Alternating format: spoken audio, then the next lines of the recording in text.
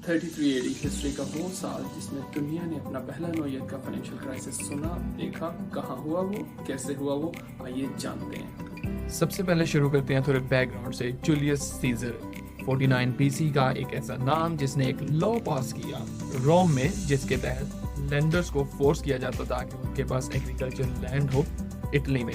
मकसद क्या था इसका? पैसे को मुल्क से बाहर जाने से रोकना, जो कि अप्लाई एक्चुअली नहीं हुआ प्रॉपर्ली।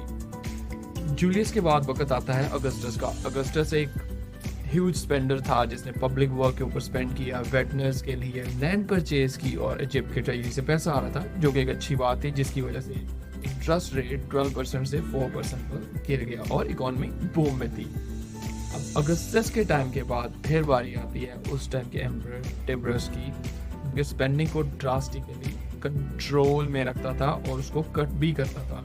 रोम ने इंपोर्ट पर उस टाइम हैवी खर्चा किया, खासकर इंडिया से लग्जरी गुड्स मंगवाने पर। जैसे गोल्ड और सिल्वर कॉइंस बाहर निकल गए, मनी सप्लाई श्रिंक हो गई इसकी वजह से।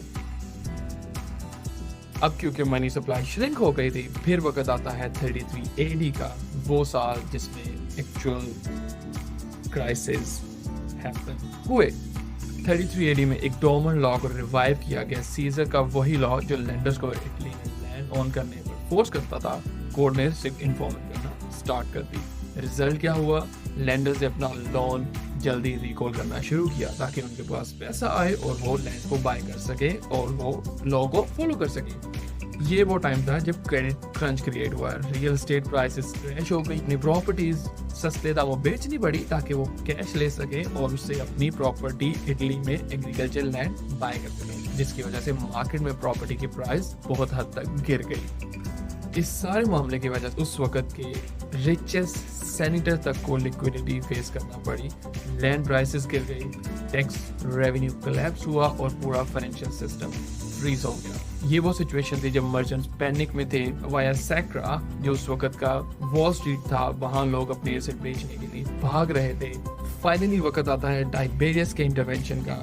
ये एक अर्ली टाइम का बेल आउट प्रोग्राम था जिसमें गवर्नमेंट ने 100 million sisters interest free loan दिया 3 साल के लिए ताकि लिक्विडिटी वापस आए। अब बात है हमने इस पूरी स्टोरी से सीखा क्या?